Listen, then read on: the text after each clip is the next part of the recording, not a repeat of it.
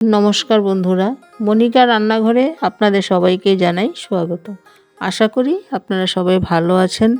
बाड़ीते हठात् करे जदि कोनो अतिथि चले आसे ताहले चिंता हये जाय कि बानाबो कि खाওয়াবো। एकटा फुलकपि आर सर्षे जदि थाके ताहले अति सहजेई कम समये बानिये नेওয়া যায় এই রেসিপিটি আর খেতেও খুব সুস্বাদু হয়।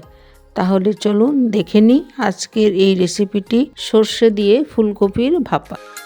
রেসিপিটি বানানোর জন্য একটি বড় সাইজের ফুলকপি এরকম সাইজ করে কেটে নিয়েছি। এখন কড়াইতে একটু সর্ষে তেল দিয়ে গরম হতে দেব।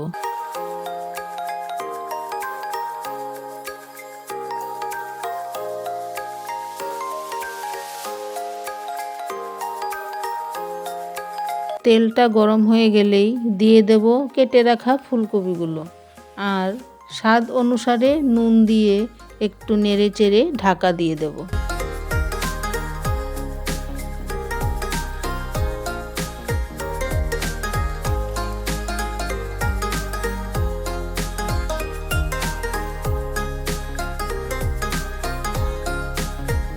মিনিট দুয়েক পর ঢাকাটা খুলে নিয়ে একটু নেড়েচেড়ে দিয়ে দেব 1 চা চামচ হলুদ গুঁড়ো।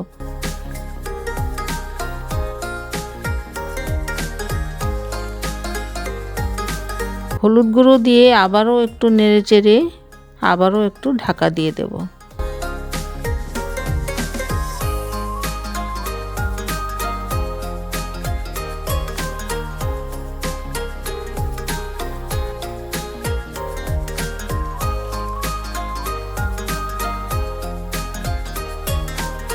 तीन चार मिनट पर ढाकाटा खुले निए एकटू नेड़ेचेड़े आबारो एकटू सेদ্ধ होते देब।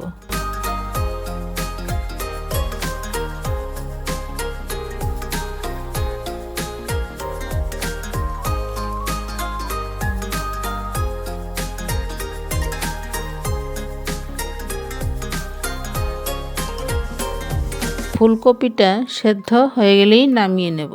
এবার অন্য একটা কড়াইতে একটু সরষে তেল দিয়ে গরম হতে দেব।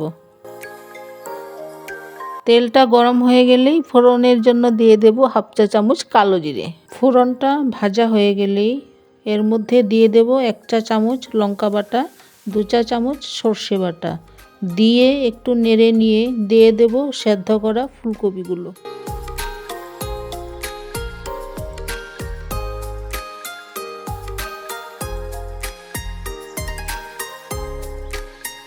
দিয়ে একটু ভেজে নেব।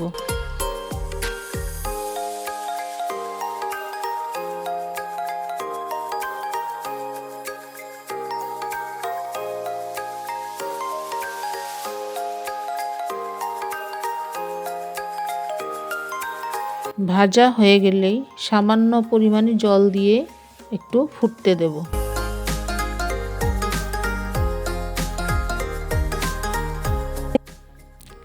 জলটা ফুটে উঠেছে।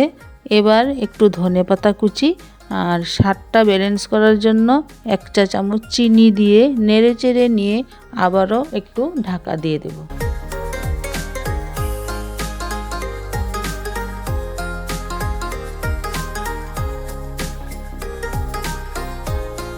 চার 5 মিনিট ঢাকা দিলেই হয়ে যাবে আমাদের সর্ষে দিয়ে ফুলকপির ভাপা।